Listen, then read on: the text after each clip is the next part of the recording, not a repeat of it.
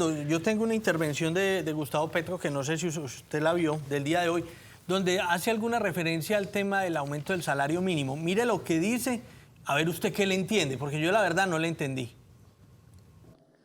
Lo que está sucediendo es que las ganancias de productividad y de crecimiento de la riqueza no va a la población más vulnerable, sino que se queda en una élite arriba. Y nuestra propuesta, por ejemplo, es construir igualdad social. Luego, el DANE debe medir todo eso para que sepamos cómo vamos, qué sacamos si elevamos el salario mínimo, si el salario relativo disminuye en la sociedad, es decir, cada vez la riqueza se concentra en personas que son dueñas de los medios de producción, de los bancos, etcétera, pero no dueña de la fuerza de trabajo. Aquellos y aquellas van perdiendo poder dentro de la sociedad colombiana y por tanto la mujer. Y no sigo por estos temas. Es como contradictorio, Fernando, porque entonces lo que pasa, el expresidente Uribe tiene la razón cuando dice que Petro es consecuente en lo que dice.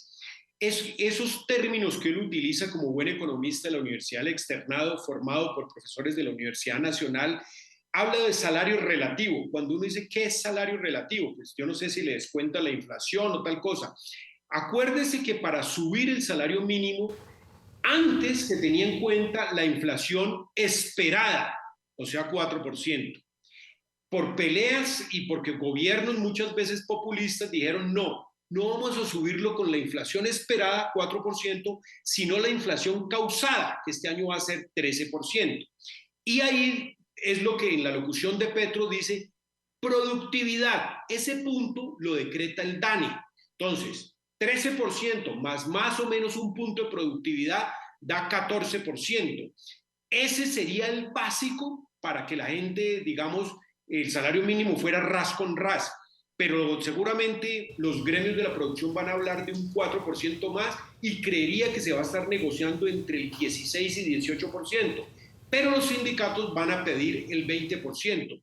Yo hablaba con el viceministro Palma, que es el viceministro de Trabajo, y él dice, pues que los ministerios de Trabajo siempre han estado aliados de los gremios de la producción. Por primera vez van a tener un gobierno aliado de las centrales obreras. Quiere decir que entre ellos, bueno, podemos apostar, y yo creo que este año no va a haber acuerdo en el salario mínimo, va a haber decreto. Y ese decreto debe estar entre un 18 y 20%, y pues por más teoría que el presidente presente ahí, pues la realidad es esa. Las cosas están caras, el salario mínimo se lo come la inflación de enero, es que Ocampo sea consecuente, y ojalá la ministra de Agricultura, en que el costo de los alimentos y de los servicios públicos, que es lo que encarece la vida, empiecen a bajar en enero y en febrero. Ojo, que la educación es un rubro que también hay que tenerle cuidado en esa fecha. Mire, a raíz de esta intervención, que es larga, 10, 12 minutos, y obviamente pues no es televisiva, hablaba con una persona del sector laboral y demás, y me decía, póngale la firma, que el aumento del salario mínimo va a estar 2 punticos por encima de la inflación, y no va a ser tan generoso como el último de Iván Duque, por ejemplo. No sé, ¿usted qué piensa al respecto? No, es que seguramente el incremento del salario mínimo que hizo el último año el presidente Duque se lo comió en enero. La inflación que venía, digamos, despertándose de noviembre no la vio venir, y el Banco de la República lo había advertido, y el incremento se lo comió en enero. Lo que dice su fuente, la inflación va a ser más o menos 13%, 2 puntos sería 15%. La discusión va a estar ahí, 16, 18%, pero también va a haber un golpe de mesa con el tema de la devaluación. Y recordemos que el componente dólar en la canasta familiar cada día pesa más.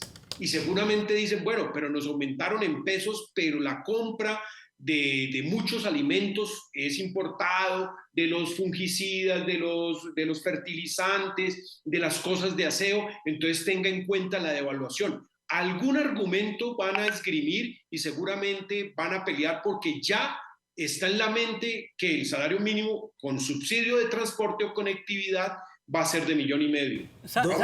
La fuente me hablaba puntualmente después de haber aprobado la reforma tributaria. Me decía, después de haber aprobado esta reforma tributaria es muy difícil que sea un aumento de salario mínimo bastante generoso.